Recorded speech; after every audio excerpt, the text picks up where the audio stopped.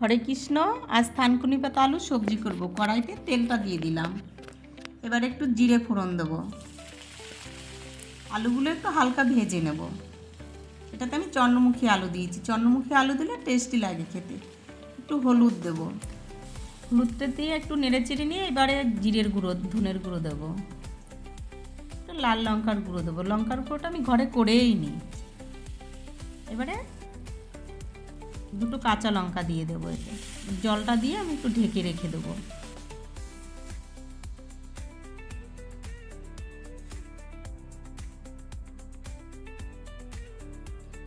এবারে আলুটা আমার সিদ্ধ হয়ে গেছে। এবার আমি থানকুনি পাতাটা দেব।